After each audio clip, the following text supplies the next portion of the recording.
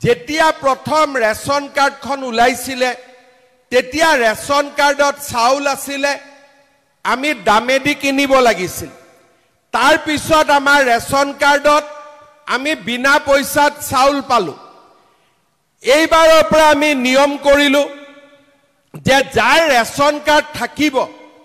সেই ration card থকা মানুহে মেডিকেলত গলে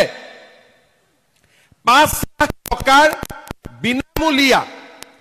আমাৰ চিকিৎসা পৰিয়ালটোৱে পাব পাৰে চাউল হল ৰেচন কাৰ্ড হল এইবাৰ আমি এটা নিয়ম কৰিছো যে লৰা ছোৱালীৰ যেতিয়া কলেজত এডমিশন হ'ব এইবাৰ আপোনালোকে সাৰ্টিফিকেট বিচাৰি গাঁওবুঢ়াৰ ঘৰত যাব নালাগে ৰেচন কাৰ্ডখন দেখুৱালে প্ৰিন্সিপালে বিনামূলীয়া এডমিশন কৰি দিব আৰু কাৰো ঘৰত সাৰ্টিফিকেট বিচাৰিব নালাগে ৰনুজা অৰ্ডাৰটো দি দিব আজি যে ৰেচন কাৰ্ড থাকিলে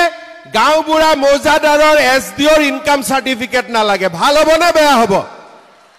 অলপ ভাল কৰি হাত চাপৰি বজাই দিয়ক তেতিয়াহে ৰনুজ দাই বলটো পাব এতিয়া ৰেচন কাৰ্ডৰ আমাৰ কি হল চাউল পালো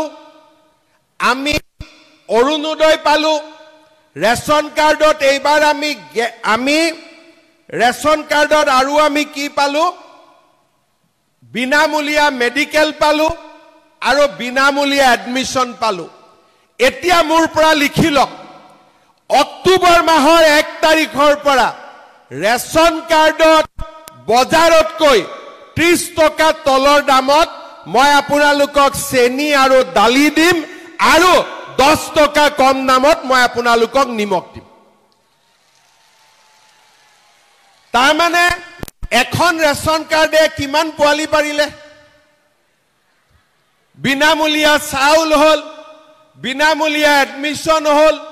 বিনামূলীয়া মেডিকেল হল আৰু এইবাৰ 3টা নতুন বস্তু গোট খাব সেইটো হল দালি চেনি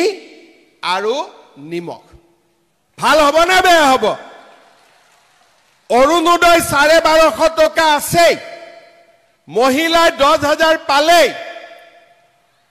আৰু তাৰ লগত দালি চাউল আৰু চেনিও সোমাই গল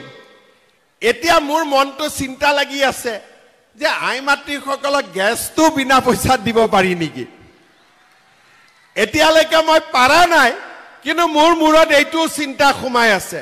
যদি গেছটো অলপ দাম কমাই দিব পাৰি এতিয়া উজ্জ্বলা গেছৰ দাম কিমান 550 হয় না নহয় কিমান 1000 হল যাৰ উজ্জ্বলা নাই যাৰ উজ্জ্বলা আছে তাৰ হল 550 টকা 950 হল যাৰ উজ্জ্বলা নাই এতিয়া 550 যাৰ আছে তাকো যদি 200-300 টকা কমাই দিব পাৰো 950 যাৰ আছে তাকো যদি 200-300 কমাই দিব পাৰো আপোনালোকৰ বহুত সুবিধা হৈ যাব ঘৰখন আপোনালোকে ধুনিয়াকৈ চলাব পাৰিব হয় না নহয় ঠিক কৈছো না নাই